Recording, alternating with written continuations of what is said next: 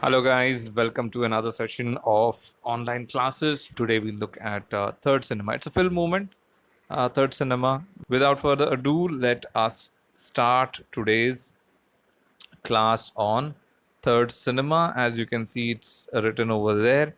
Hopefully, the audio is fine. You can see the layout has changed a bit, and the delivery method also has changed a bit. I'm trying some new things here so that we can get you the best content ever, so that we can give you the best classes ever, even though we are not face to face with each other. We need to have a simulated classroom experience. So I'll try my best to give you that. And there won't be any notes for this because you can see there is a PPT going on. I'll send you some links though, but no notes like the other videos because there I didn't have any PPT. Today I have PPT. So you can look at the PPT and take down notes. Good thing is that you can pause whenever you want and take down whatever is required. Okay? So we will start our class on Third Cinema today. And Third Cinema, what is it? First of all, let me say that please do not confuse Third Cinema with Third World Cinema. We will come to the differences between Third Cinema and Third World Cinema later. But as of now, let's see the history of Third Cinema. What is Third Cinema and how is it different from Third World Cinema at the end of this video. Although keep in mind that third cinema is very much part of Third World Cinema, but not all Third World Cinema can be called as Third Cinema. Third Cinema has its own peculiarities, its own distinct characteristics, and the tone of the film have to match certain predetermined conditions. Only then it can be called as part of Third Cinema. And something is there which is very unique to Third Cinema. We'll come to that in this class. So as you can see on the screen, in the 1950s and 60s, there was a movement towards what we call today as Third Cinema, and it was led by Argentine filmmakers Fernando Solanas and Octavio Getino. Okay, these are the people in the 1960s. They wrote a manifesto. We'll come to the name of the manifesto in the latest slide. But they published a manifesto in which they articulated the need for Third Cinema. Okay, so we'll continue. We'll go to the next slide and we'll see what is Third Cinema. We need to define what Third Cinema is. Third Cinema is a Latin American film movement that was started in 1960s and 70s.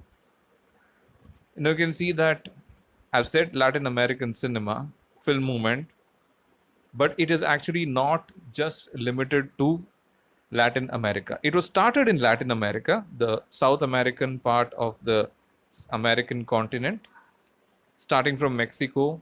And if you have seen Latin American cinema video, which I had sent you some days back, you can see that Latin American cinema was dominated by Mexico, Brazil, and Argentina. Along with there were other countries also, but the main three industries in South American cinema, in Latin American cinema, was Brazil, Mexico, and Argentina. So Third Cinema is a film movement which was started in Latin America, okay, by the two gentlemen which I have mentioned in the previous slide in the 1960s, which decries, that means which opposes neocolonialism. That's number one. Neocolonialism means one country dominating another country through economics, through cultural imperialism. It's not direct control, but one country, it's usually a developing country um, which is indebted to the developed country, who then dictates terms that you need to do this, you need to sell oil to us at this rate, you can't increase the rate. Those things are known as neo-colonialism. It is a new form of colonialism. What is colonialism? The classical colonialism is military control of one country by another, what British did to India, and up till 1947. It was colonialism because Britain considered India and many other parts of the world as its colony. Same way, neo-colonialism is also very much rampant these days. If you look around you, if you look at the cultural products which we consume, you can see that neo-colonialism is very much a factor. Third cinema in Latin America said we need to oppose neo-colonialism. So one of the factors of third cinema is that it will oppose neo-colonialism. The It also opposes the capitalist system. Doesn't mean that it is a communist system, but it is usually against the capitalist system, which says the survival of the fittest mentality, and which says free market mentality, where rich get richer and the poor gets poorer. So capitalist system is opposed to communism, but it doesn't mean that third cinema is communistic cinema. It has left leanings. It has leanings towards socialism. Some of the filmmakers, most of them are influenced by Marxist ideologies, but not every third cinema can be considered as a communist movie or a socialist movie. It is one of the uh, characteristics of the third cinema is that it opposes the capitalist system, but doesn't mean that it is part of the communist system, which is the other end of capitalist system. It also Third cinema also opposes Hollywood model of cinema as mere entertainment to make money. Now, Hollywood is a factory which churns out films after films, movies after movies, blockbusters after blockbusters. You can see how long the Avengers um, franchisee stretched. You can see how the Spider-Man is still going on, how the Marvel comics, so many things are happening. The Fast and the Furious franchisee is right now in its ninth installment.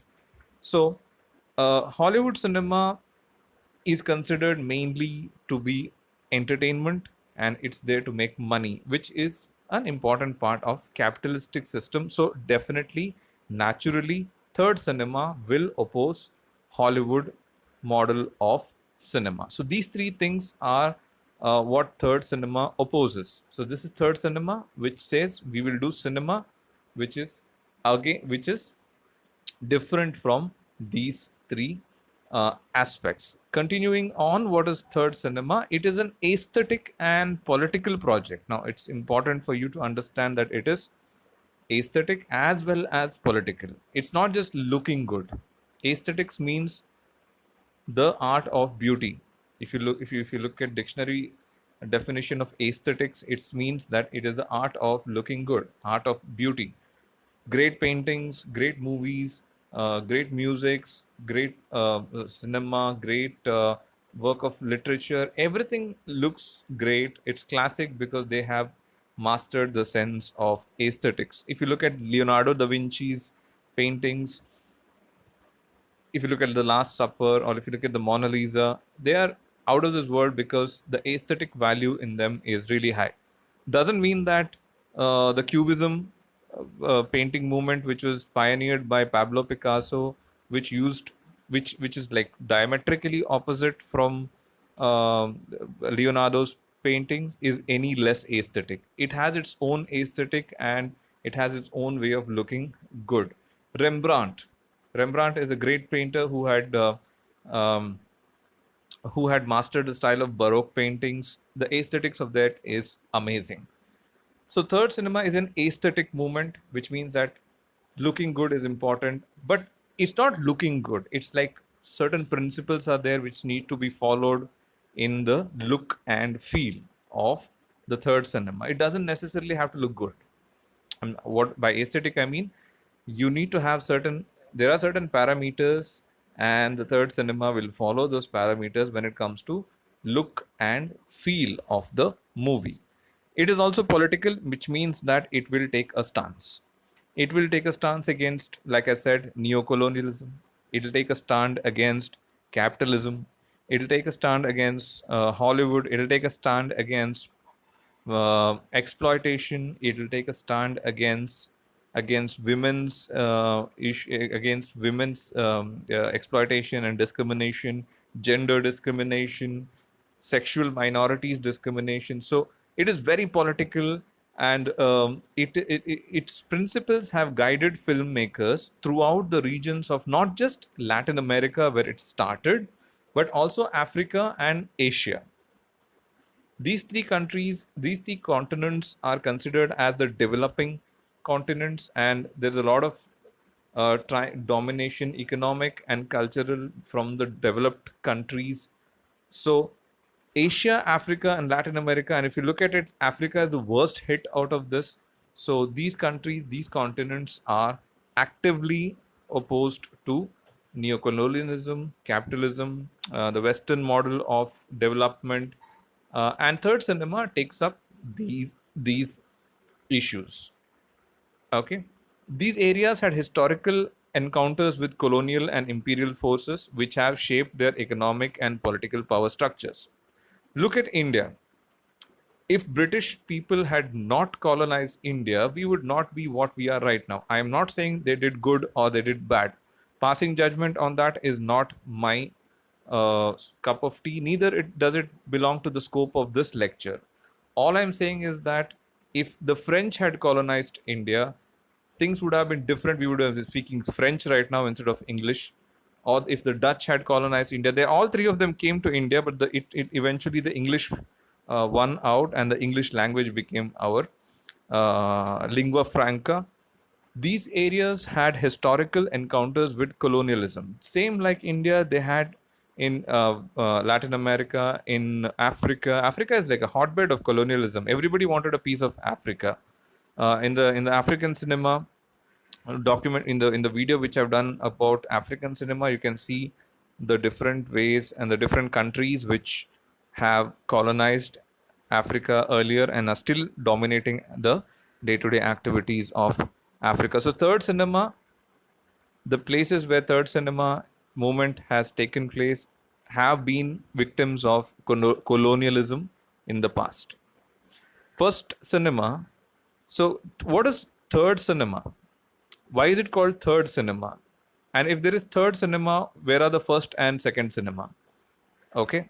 Third cinema is what I just told you. Let's talk about first and second cinema. The first cinema, like I said some time back, it's Hollywood. The first cinema, according to the people who are believing in the third cinema movement, for them, first cinema is Hollywood. It's those movies which follow Hollywood production model, not just from Hollywood. Any film industry which follows the Hollywood model, production model. For example, Bollywood also produces films which are inspired by Hollywood production model.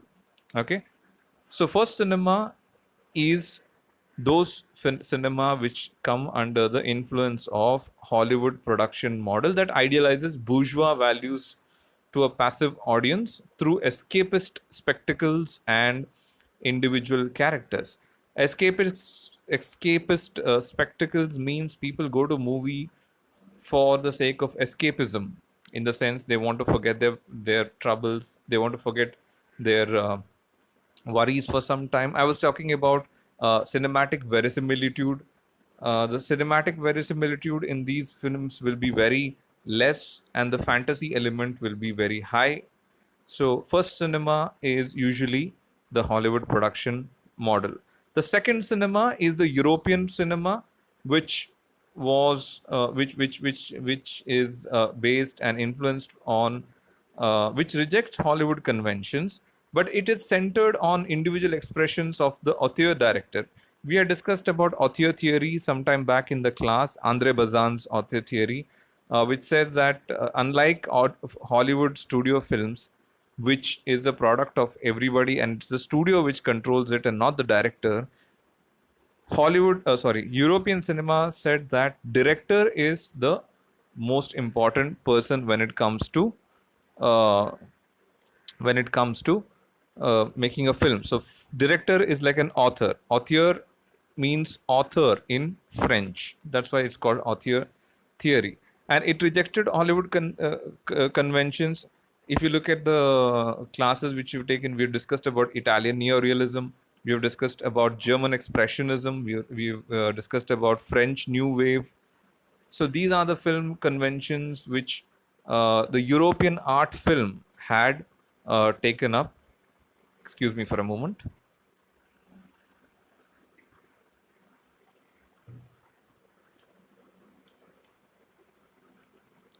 So this is third cinema. It's non-commercialized. It challenges Hollywood's model. It rejects the view of cinema as a vehicle for personal expression, seeing the director instead as a part of the collective. Director is important because if the director is not important, we go back to the studio era of a Hollywood model.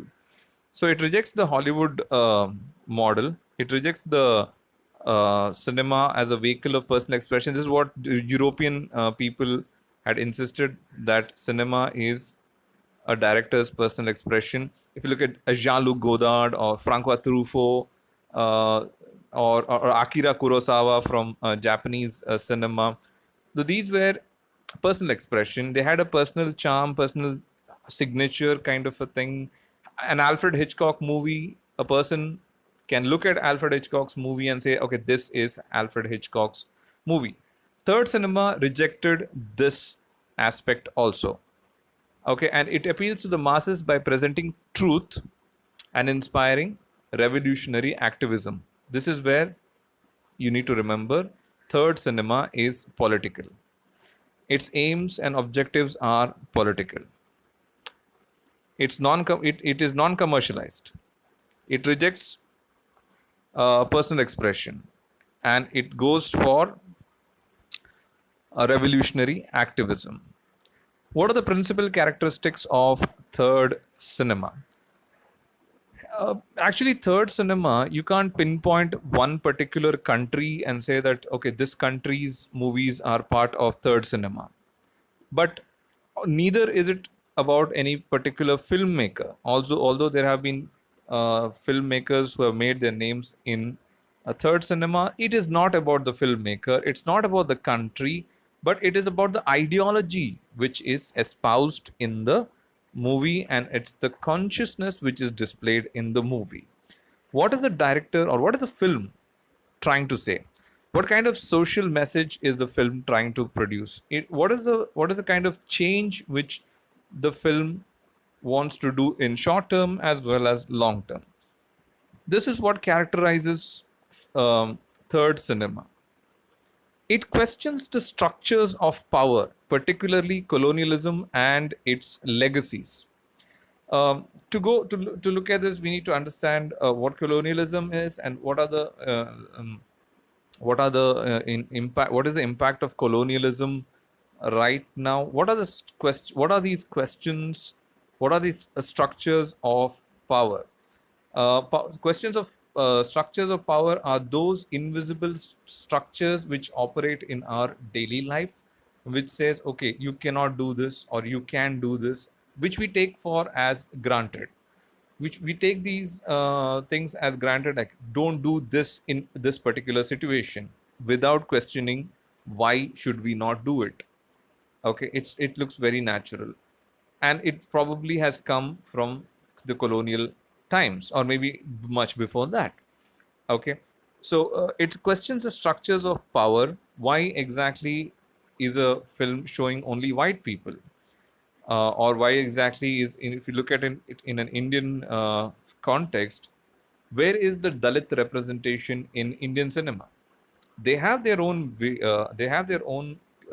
films, but in the mainstream you cannot see too much of neither actors who are from Dalit community, neither are their issues taken up in a commercial cinema. So typical Bollywood cinema, it's totally entertainment and we take it for granted. So it questions the structure of power, particularly colonialism and its legacies, and its aims for the liberation of the oppressed through cinema. Whether this oppression is based on gender, class, race, religion, or ethnicity. These are the different ways a person can be um, dominated, exploited, I'll repeat: gender, class, race, religion, ethnicity. In Indian context, you can add caste system also, which is a form of exploitation, which is a form of domination of one community over another. So, third cinema will look at liberating the oppressed from these kind of oppression. Okay. So, what exactly will a third cinema look like? What would be the tone of a third cinema film? Tone means the way it has been portrayed, it's treated, the language used, the cinematic techniques used. What is the film? Is it a serious movie or is it a funny movie? We're not talking about genres here. We're talking about the way the cinema, way the film talks to the audience, the way the cinema communicates to the audience. It always will have a revolutionary atmosphere, and it will deliver its message with confidence. That's a very important part of a third cinema. It will convey the disillusionment or failed or co-opted revolutions. This is in the context of especially African continent as well as Latin American continent, where revolutions and military coups are very much kind of a day-to-day activity. Not much so for Asia. It doesn't mean that we don't have any military dictatorship or military junta in Asia, but it's more of Latin American context. Expresses frustration with class, racial, or gender oppression, continued dominance from first world nation. That's kind of important. There's a movie called Charlie Wilson's War. It doesn't classify as third cinema, but if you look at that movie, the Charlie Wilson's War, it shows how the first world nations try to dominate the third world nation. It's a historical movie based on facts to a certain extent. Charlie Wilson's War. It's not third cinema, but you can understand what I mean by continued dominance from the first world nations if you watch that particular movie. The third cinema is produced with the intention of provoking discussions with and among its viewers. The film should talk to you as and when it is happening. It should tell that, okay, this is what trying to communicate to you, Mr. Audience, and this is what you need to understand. And after the film is over, the audience should go back and have a discussion about the issues which have been explored in the film. Okay, it might be issues related to gender, it might be race, it might be caste, it might be sexual minorities whose representations have been very bad. If you look at Indian cinema, again going back to Indian cinema and Bollywood, you can see that now the trend is changing a bit. For a long time, sexual minorities and transgenders have been portrayed very, very, very negatively in the Indian cinema, because Indian society is more of it follows more of heteronormativity than than homonormativity. Heteronormativity means a guy and a girl is made for each other and no other union is possible. The trends are changing now in the 21st century, the second of 21st century. We have seen a lot of changes. We have seen a lot of openness towards these people. But if you look at the last century movies, very, very bad portrayal of sexual minorities. Films have been banned for showing sexual minorities taking issues in India a couple of decades back. So, and third cinema also proposes alternative visions of the past, the present, and the future.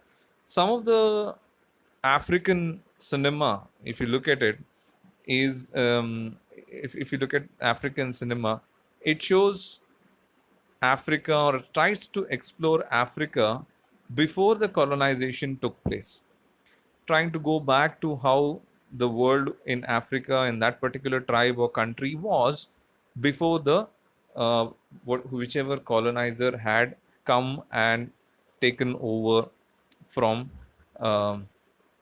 taken over on that particular country. So these are some of the characteristic tone of a third world cinema. It expresses very frustration with class, race, racial, provoking discussion, alternative visions of the uh, past, present, and future. So, what is the legacy of third world cinema? Sorry, third cinema. Now, if you look at cinema from across the world and from across historical background, we've seen in the 60s we had French New Wave, we had Indian New Wave, we had parallel cinema in India, art movie cinema in India. We have discussed this in the class. These movements started and then later kind of petered out, died out, faded away. Of all the film movements which we have discussed till now, including those instigated by angry young women and men of French New Wave or New German cinema or New Chinese cinema, third cinema remains only one most closely allied to the theoretical expositions and percepts of its first practitioners. In the 60s, what they envisioned, those cinema makers, what they envisioned, even now, the followers of third cinema are, keeping up with the percepts of what they've put. So it still closely resembles the film movement, closely resembles even now what the pioneers wanted 60 years back. It has not faded out. It's still there. It's very much alive. That's what I mean by the legacy. Okay, it is. We must understand that it is arose in Latin America, but it is also gone across the world. In Latin America, it was in response to worldwide liberation struggles and decolonization movement. It was also influenced by Brazil's Cinema Novo. We have discussed Cinema Novo in the previous lecture when I have discussed about Latin American cinema, Cinema Novo. Also, the Cuban Revolution of the 1950 end of 1950s. The most famous figures of that revolution are Fidel Castro, yes, and that guy on the T-shirt, which everybody has but nobody knows, Che Guevara, who were the most important figures of Cuban Revolution. Third cinema is also influenced by fourth world genocides.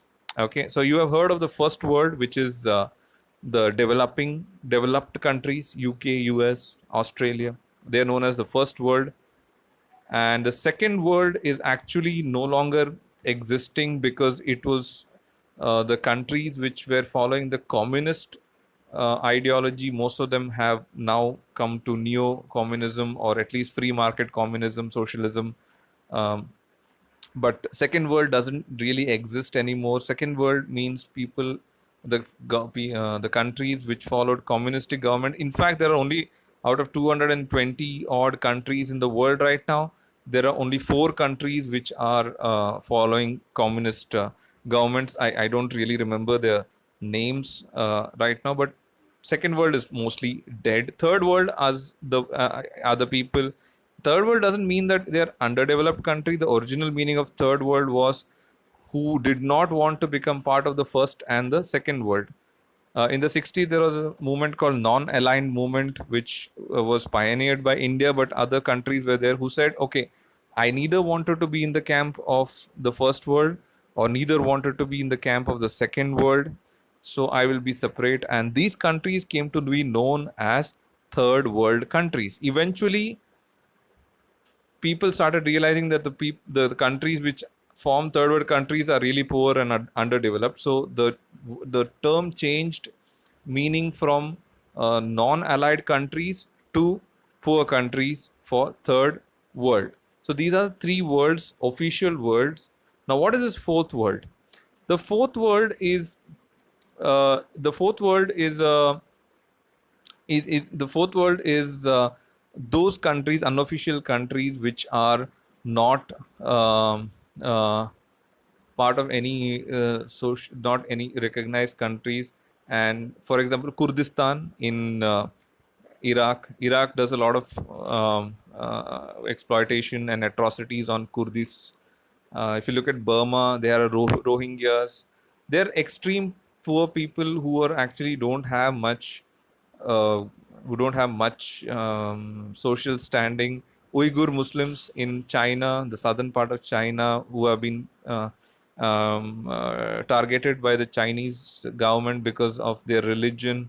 So these are this is known as fourth world, and there's been a lot of genocides going on in the fourth world.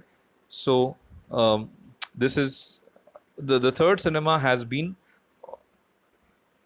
influenced by these particular incidents, and some manifestos had come up in the 1960s which have influenced third cinema. You can see the Aesthetic of Hunger by Glauber Rocha in Brazil. Towards the third cinema, this is the manifesto which I was talking in the beginning of the video.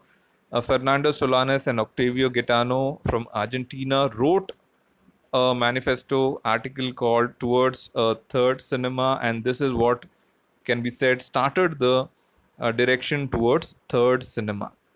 Okay, for an imperfect cinema by Julio Garcia Espinoza in Cuba.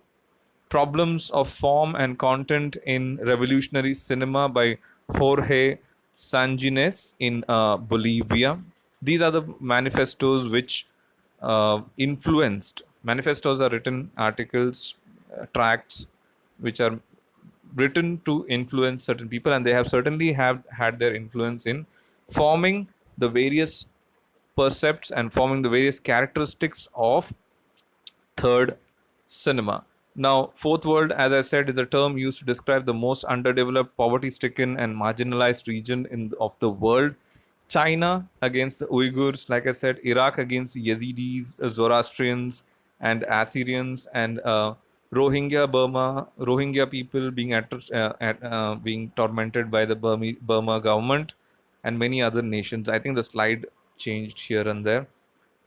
So the only third cinema, coming back to third cinema and why it is important, what makes it so special, is that third cinema is the only major branch of film theory that did not originate in a Euro-American context. It is neither originated in America, the North America, and neither Europe, the two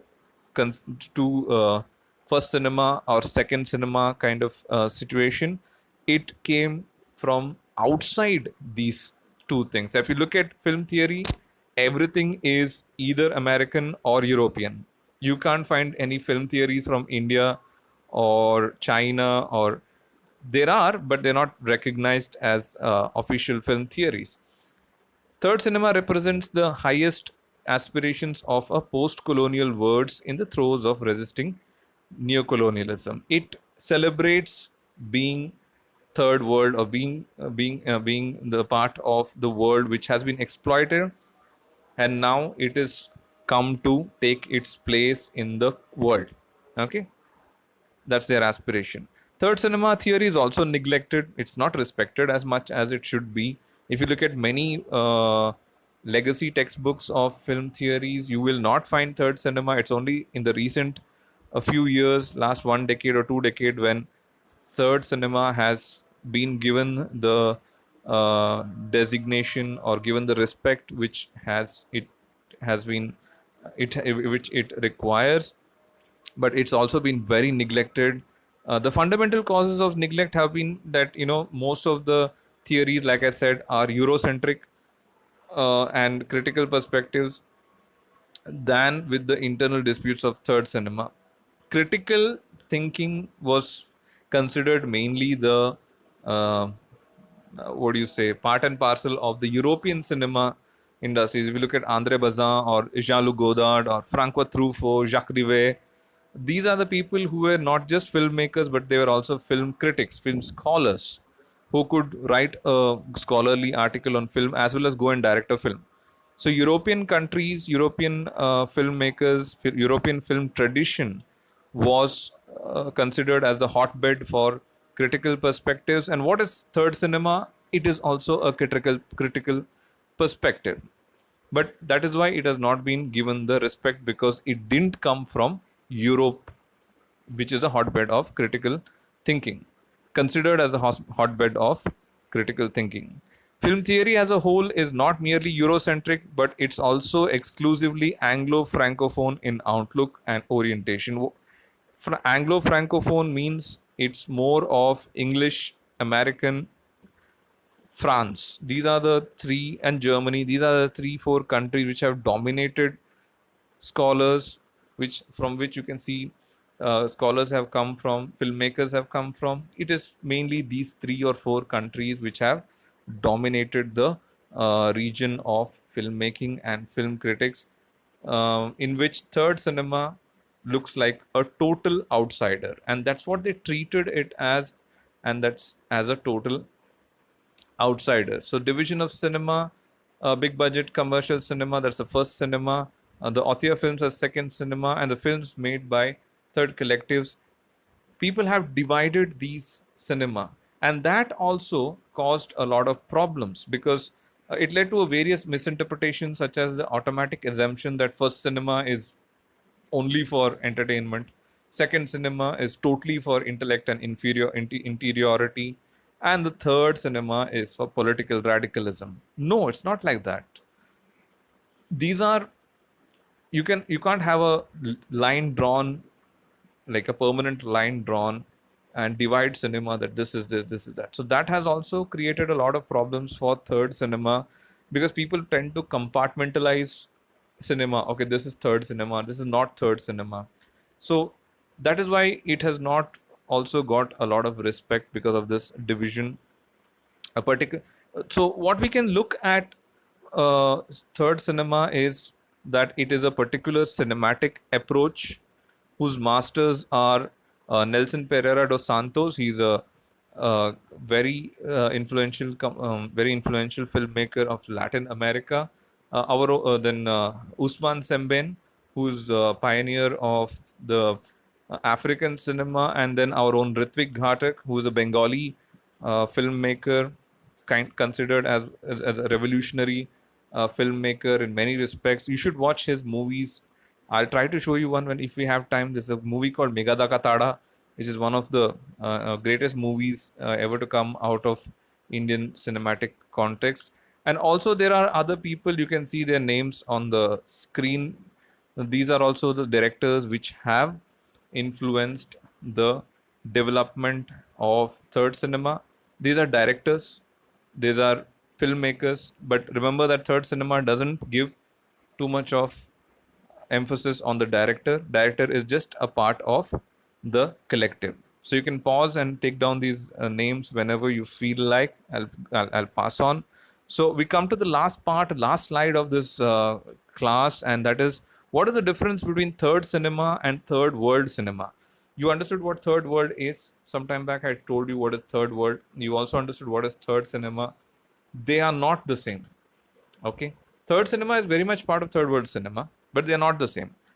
A third world cinema can include commercial and art house films. Third world cinema can also have first cinema and second cinema. Confusing, but try to make sense of it. Third world cinema can also have first cinema and second cinema. First cinema is like the division says, it's more for entertainment. Second cinema, it's more for art house, critical cinema, or theoretic cinema, as well as social and political commentary, which is important in the third cinema. So third cinema is definitely part of third world cinema, but not all third world cinema can be called as third cinema.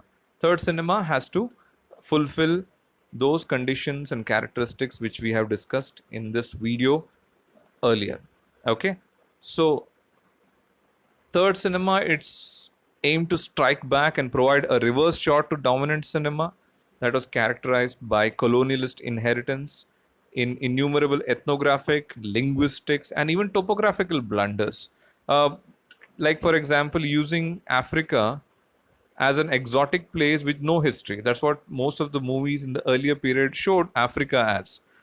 If you look at your Tarzan movies, in the movie called Tarzan, the story called Tarzan, it's a white man who is kind of civilizing these animals and natives of Africa. There's another movie called, it was one of the earliest African movies which I saw when I was a kid. I was very much influenced by that. I was in fourth standard, fifth standard, something when I saw that movie first. It's called The Gods Must Be Crazy. Crazy movie. It's very funny movie, but it's kind of a very stereotypical movie which depicts Africa as Africa, as we kind of want to perceive it. Okay, but Africa is much more than what it is. Latin America is much more than what the Hollywood or European filmmakers want to show. Okay, so third cinema and third world cinema are completely different from each other. So I'll close this topic now. The time is up, and we finished the slides. Keep rocking.